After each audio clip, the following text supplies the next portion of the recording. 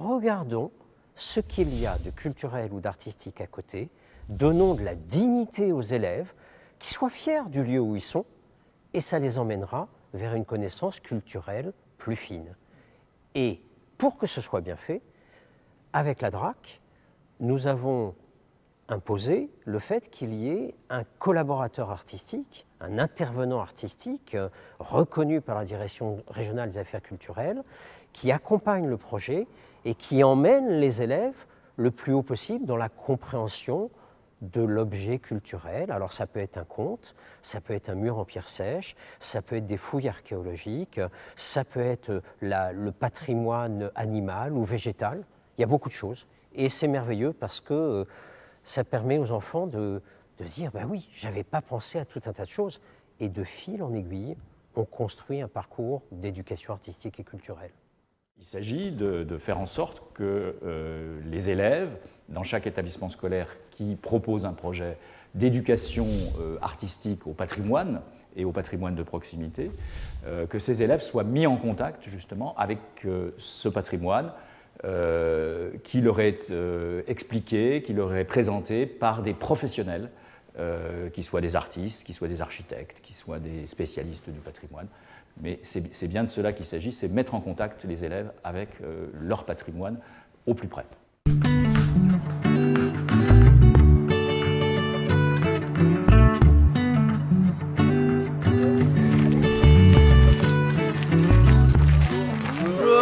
Le patrimoine, c'est une connaissance de notre culture et de notre histoire dans laquelle nous nous insérons. Ça nous rappelle que nous sommes des êtres historiques. On n'est pas anhistoriques, loin de là. Nous sommes le fruit d'autres sociétés, d'autres hommes. Je pense que ça, les élèves, ça les intéresse bien parce qu'ils voient le lien avec leur histoire, l'histoire de leur famille, l'histoire de la culture, j'allais dire même les élèves qui ne sont pas de la région, on en a quelques-uns qui ne sont pas forcément d'ici, et ça fonctionne bien. De leur faire découvrir un métier, la formation conduisant à ce métier, et puis toute la facette découverte du patrimoine, découverte du petit patrimoine donc, autour de chez eux, de son histoire, c'est vraiment une facette assez historique.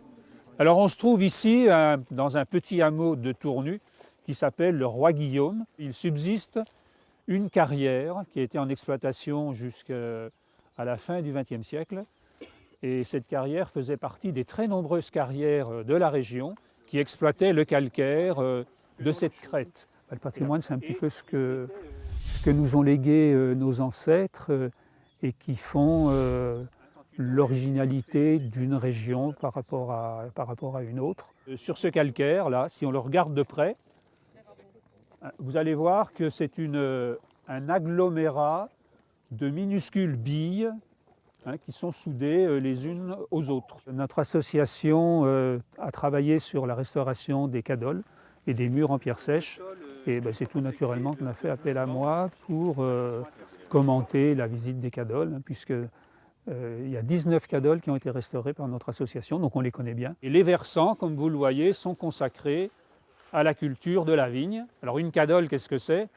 C'est un abri construit par les vignerons, un abri qui a la particularité de n'utiliser que la pierre. Pour que ces paysages se conservent, il faut sensibiliser le public et sensibiliser les élèves. C'est vrai que c'est très important. Et on pense que peut-être ils pourront toucher leurs parents, mais ils sensibiliseront peut-être après leurs enfants.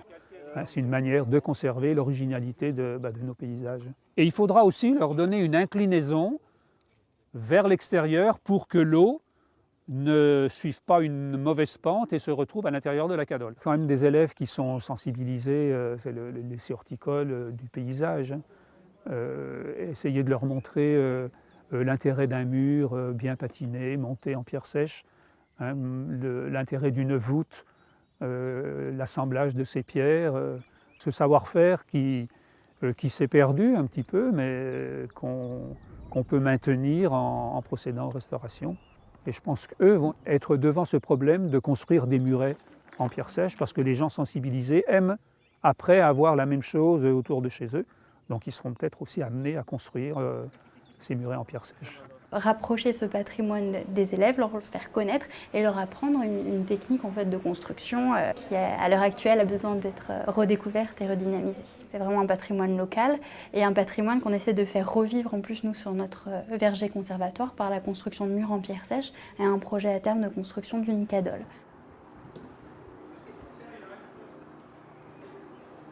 Ce sera surtout vraiment la technique de construction de pierre sèche. Et si on a le temps, on parlera aussi un peu du métier de murailler. On commence toujours par une partie théorie, parce que c'est vrai que la pierre sèche, c'est une technique bien spécifique vu qu'on construit des murs sans mortier. On ne peut pas monter des murs n'importe comment. Il y a certaines techniques en fait, pour construire dans les règles de l'art, pour avoir des murs qui tiennent. Donc on commence toujours par une séance de théorie sur la technique pure. Ce qui est important, c'est vraiment de passer directement à la pratique, parce que c'est vraiment en pratiquant encore et encore qu'on attrape le truc en fait, et qu'on comprend vraiment comment fonctionne cette technique de construction. J'ai appris comme ça, c'est vraiment sur le tas. Il y a eu beaucoup de muraillers aussi, ils l'ont appris comme ça.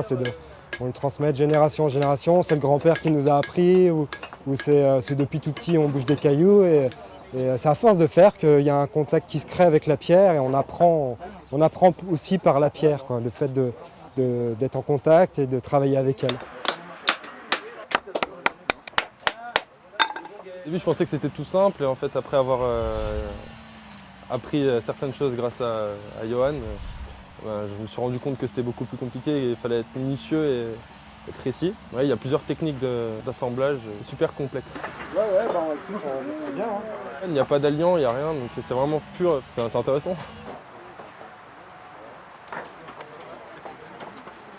De plus en plus, la pierre sèche elle est de mieux en mieux reconnue. Donc c'est un secteur qui va développer certainement des projets et des métiers par la suite, des communes de collectivités, même de particuliers qui se retournent maintenant de plus en plus vers des méthodes de construction respectueuses de la biodiversité. La pierre sèche, c'est vraiment, ça a vraiment beaucoup de qualité, de drainage des terrains au-dessus. C'est vraiment des micro-habitats pour la faune, la flore. Ça a beaucoup de qualités qui sont redécouvertes.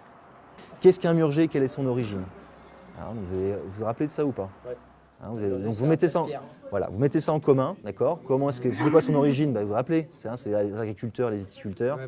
Voilà, donc vous mettez ça en place. Ça, c'est important de le mettre en place. Ce qui était intéressant avec ce genre de projet, c'est qu'ils se retrouvent dans une organisation de travail qui est complètement différente et qui leur permet, outre l'aspect professionnel où ils apprennent donc une technique, ils apprennent surtout à travailler en groupe avec des professionnels et à faire une restitution pour un organisme.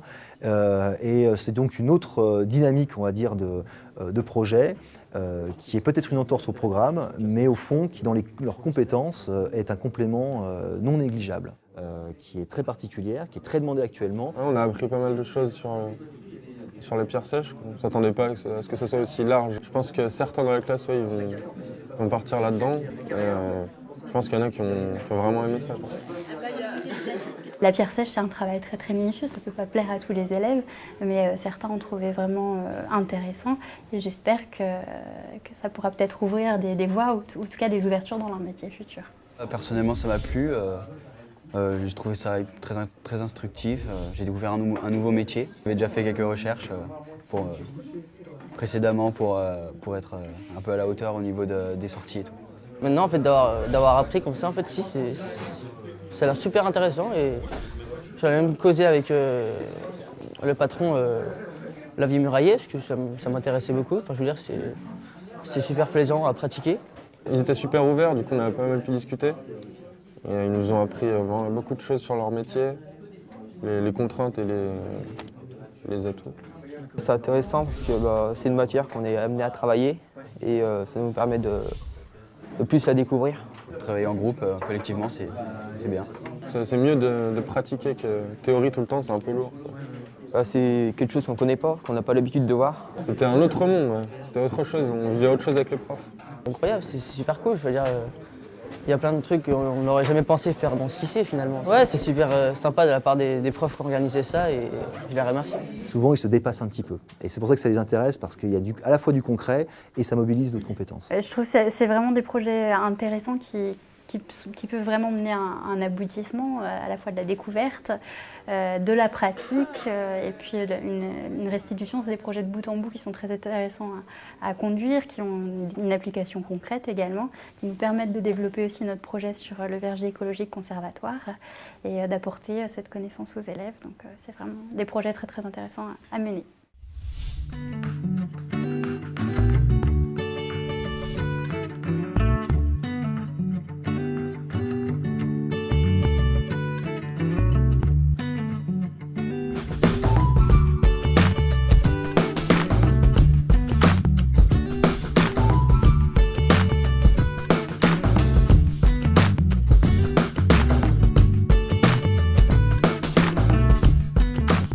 Pas les gens au patrimoine, ils ne vont pas trouver l'intérêt de le conserver. Donc il faut qu'ils comprennent l'originalité de ce patrimoine et tout l'intérêt qu'il y a à le préserver.